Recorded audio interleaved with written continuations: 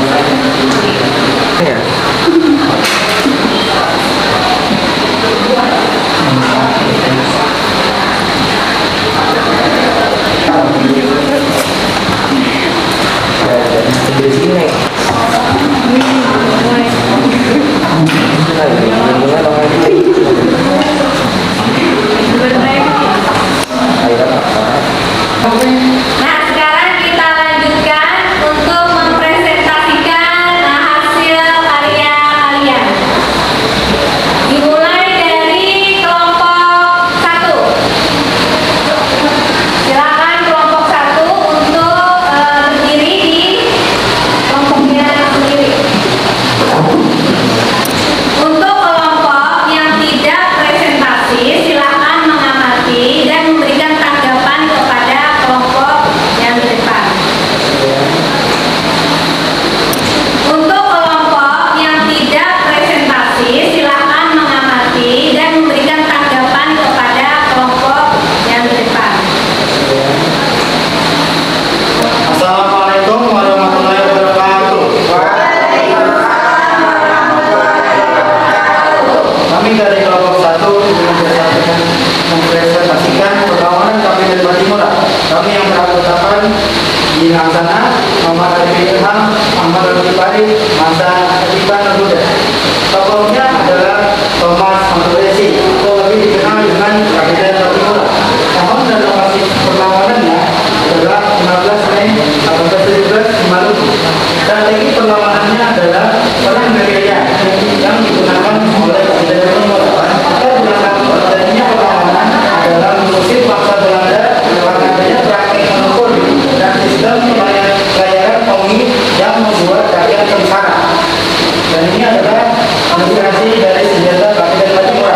Apakah kalian bisa melihatnya dengan jelas? Selanjutnya, bagaimana kelompok yang lain? Ada yang menanggapi? Apakah ada yang ditanyakan?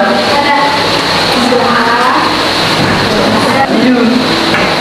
Perkenalan, nama saya Kiki Nurmala. Saya dari kelompok 5 ingin bertanya tentang dampak perang gerilya bagi kehidupan masyarakat. Assalamualaikum warahmatullahi wabarakatuh.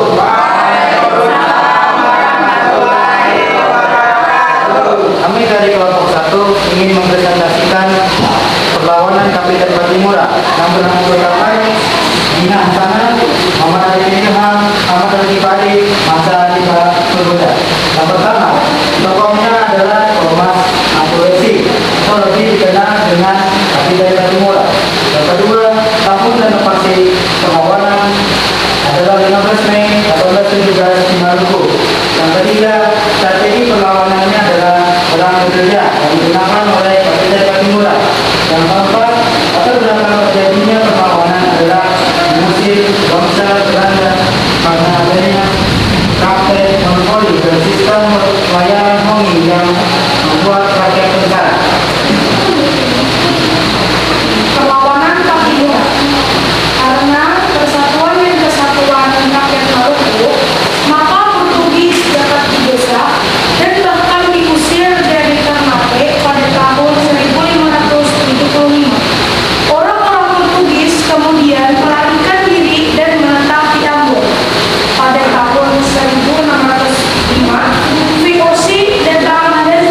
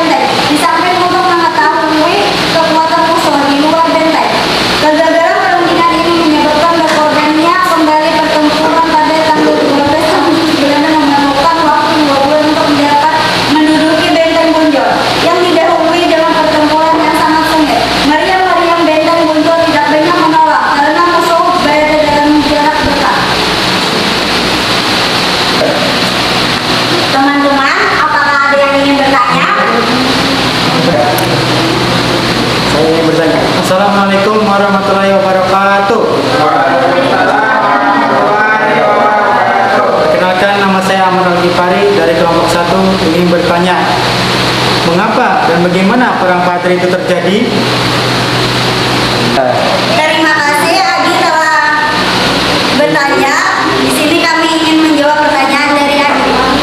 Perang Patri sebenarnya merupakan perlawanan kaum Patri terhadap Komisi Pemerintahan India di Belanda, Sumatera Barat. Perang ini bermula adanya pertentangan antara kaum Patri dengan kaum adat dalam masalah praktek keagamaan.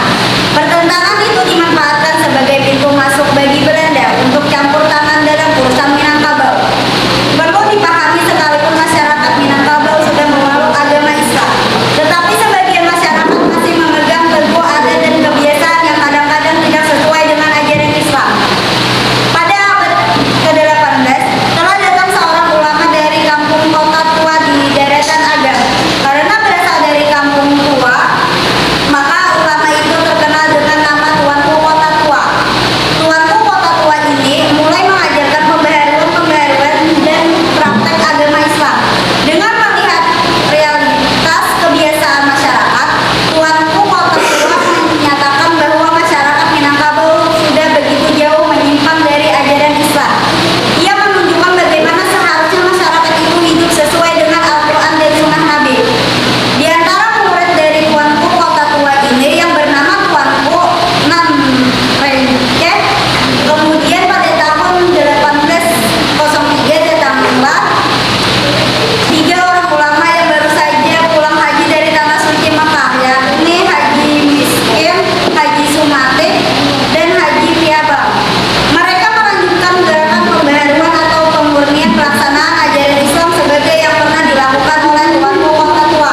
Orang-orang yang melakukan gerakan pemurnian ajaran Islam Minangkabau itu sering dikenal dengan kaum Padri. Mengenai sebutan Padri, ini sesuai dengan sebutan orang Padir di Aceh. Padir itu tempat persinggahan para jemaah haji. Orang Belanda menyebutnya dengan Padri yang dapat dikaitkan dengan kata Padri dari bahasa Portugis untuk menunjukkan orang-orang Islam yang berpakaian putih, sementara kaum adat di Sumatera Barat memakai pakaian hitam. Apakah teman-teman ada yang ingin ditambahkan? Tidak. Sekian dari penjelasan kami ucapkan terima kasih. Beri aplaus dulu untuk kelompok.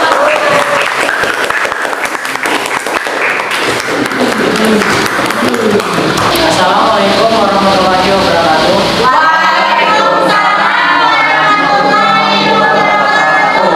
Kami dari kelompok 4 yang beranggotakan Amber, Pak, Sri, dan Misda. Berdirinya kami di sini ingin menyampaikan tentang perlawanan Banjarmasin. Assalamualaikum warahmatullahi wabarakatuh. Kami dari kelompok 5 beranggota Aliansyah, Nurul Kamalia, Kiki Nurtutmala, Maya Ruspalina. Di sini kami akan mempresentasikan tentang perang Jagaraga Bali yang bertokoh Pahe I Gusti Ketut Jelantik yang berasal dari Karangasem Bali. Dan tahun dan lokasi perlawanan, Belanda melakukan penyerangan terhadap Pulau Bali pada tahun 1846. Dan strategi perlawanan, Patih I Gusti Ketut Jelantik menyusun strategi dengan membangun benteng pertahanan di Jagaraga. Dan latar belakang terjadi perlawanan, pemerintah kolonial Belanda memprotes Raja Buleleng yang dianggap merampas kapal Belanda namun tidak dihiraukan. Perang Jagaraga Bali pada tahun 1844, sebuah kapal dagang Belanda kandas di daerah Perancak, daerah Jembara, yang saat itu berada di bawah kekuasaan Kerajaan Buleleng. Kerajaan-kerajaan di Bali termasuk Buleleng pada saat itu memberlakukan hak tawan karang. Dengan demikian, kapal dagang Belanda tersebut menjadi hak Kerajaan Buleleng. Pemerintah kolonial Belanda memprotes Raja Buleleng yang dianggap merampas kapal Belanda, namun tidak dihiraukan. Insiden inilah yang memicu pecahnya Perang Bali atau dikenal juga dengan nama Perang Jagaraga. Belanda melakukan penyerangan terhadap Pulau Bali pada tahun 1846 yang menjadi sasaran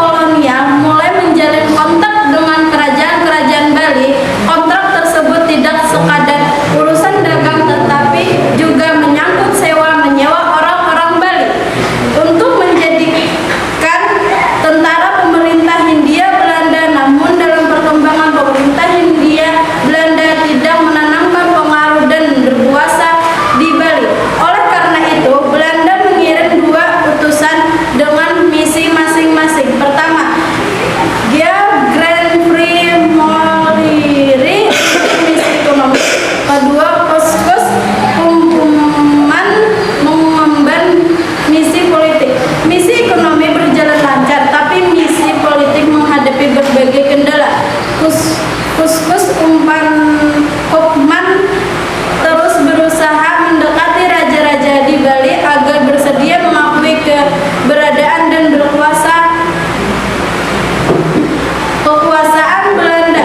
Akhirnya dicapai perjanjian atau kontrak politik antara raja-raja di Bali dengan Belanda. Di antaranya ada Raja Bandung 28 November 1842, Raja Karangasem 1 Mei 1843, Raja Buleleng tanggal 8 bulan Mei 1843, Raja Kelongkong 24 Mei 1843, dan Raja Tambenan 22 Juni 1843. Perjanjian kontrak antara raja-raja di Bali dengan Belanda itu terutama seputar hukum tawan karang agar dihapuskan. Sekian yang saya sampaikan. Apa ada yang bertanya? Tidak ada. Karena tidak ada bertanya, maka saya tutup dan sekian. Terima kasih. Wassalamualaikum warahmatullahi wabarakatuh.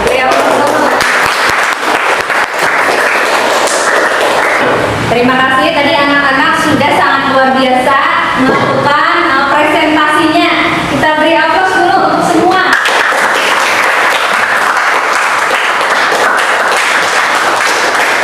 Kira-kira siapa yang bisa menyimpulkan hasil diskusi kita pada hari ini? Kiki bisa? Bisa? Kesimpulan, masuknya sistem kolonialisme dan imperialisme telah merugikan tanah air. Banyak rakyat yang tertindas dan menderita karena penjajahan tersebut. Tak hanya itu, kekejaman nasionalisme juga menimbulkan banyak korban jiwa di Indonesia.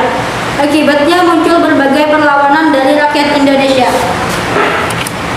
Ya, terima kasih. Tadi temannya sudah bisa menyimpulkan hasil diskusi kita hari ini. Jadi tadi ada beberapa perlawanan ya. Ada perlawanan siapa tadi? Patimura. Kemudian perlawanan apa lagi? Bonjo. Kemudian perlawanan apa lagi? Madri. Ya. Kemudian ada lagi perlawanan Banjar. Ya, semua memiliki strateginya masing-masing untuk melawan pemerintahan Belanda. Nah, sebelum kita menutup pembelajaran pada hari ini, ada yang bisa menyimpulkan pembelajaran kita pada hari ini? Ada yang bisa? Silahkan, Kiki. Perang yang terjadi pada abad ke-18 dan 19 pada awal 20 merupakan perlawanan terhadap pemerintah kolonial Hindia Belanda. Pemerintah kolonial Belanda tetap menjalankan taktik perang yang licik dan kejam. Tipu daya pura-pura mengajak damai, mengadu domba, dan menangkapi anggota keluarga pemimpin perang Indonesia terus dilakukan. Perang melawan penjajahan pemerintah kolonial Hindia Belanda memang belum berhasil, tetapi semangat juang rakyat dan para pemimpin perang kita tidak pernah padam. Kedaulatan dan kemerdekaan rakyat Indonesia harus terus diperjuangkan agar bebas dari penjajahan. Penjajahan pada hakikat selalu kejam. Menangnya sendiri serakah, tidak memperhatikan penderitaan orang lain. Penjajahan senantiasa bertentangan dengan harkat dan hak asasi manusia. Banyak nilai-nilai keteladanan yang dapat kita terapkan dalam kehidupan sehari-hari. Misalnya, semangat cinta tanah air, rela berkorban, kebersamaan, kerja keras, pantang menyerah dengan sebagai tantangan sehingga dapat memotivasi kita untuk kerja keras dan giat belajar. Ya, terima kasih Kiki sudah menyimpulkan pembelajaran kita pada hari ini. Jadi ada banyak nilai-nilai keteladanan yang bisa kita ambil dari pahlawan-pahlawan nasional kita, ya. Nah, sebelum menutup pembelajaran, kalian Ibu beri evaluasi. Itu sudah Ibu kirim di grup kelas. Kerjakan list yang sudah ada di Google Form.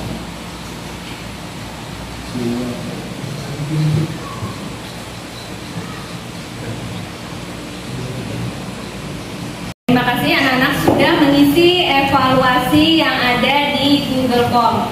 Ibu lihat ada nilainya yang bagus dan masih ada nilainya yang di bawah KKM. Jadi nanti kita tindak lanjuti ya. Nah, kemudian sebelum menutup pelajaran, kira-kira bagaimana pembelajaran kita hari ini? Kira-kira ada yang bisa? Bagaimana perasaannya tentang pembelajaran kita hari ini?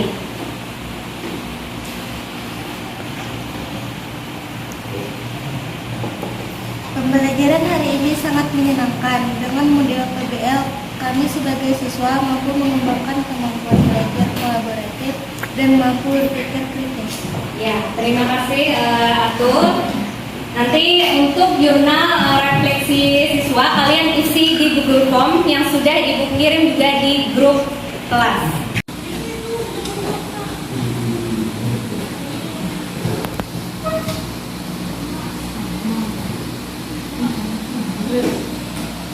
Terima kasih anak-anak sudah mengisi jurnal refleksi siswa yang Ibu kirimkan lewat grup kelas. Jadi itu sebagai pertimbangan Ibu nanti untuk memperbaiki pembelajaran berikutnya. Nah, untuk materi selanjutnya atau materi minggu depan itu kita akan mempelajari tentang dampak kolonialisme ya dalam berbagai bidang. Untuk pembelajaran hari ini telah berakhir, Ibu ucapkan terima kasih. Dan tadi karena kita mulai dengan berdoa, maka kita akhiri juga dengan berdoa. Silahkan Gina untuk memimpin doa. Sebelum mengakhiri pembelajaran hari ini, marilah kita baca doa dalam hati masing-masing. Berdoa mulai. Berdoa selesai. Terima kasih anak-anak. Berakhir sudah pembelajaran kita hari ini. Assalamualaikum warahmatullahi wabarakatuh. Waalaikumsalam.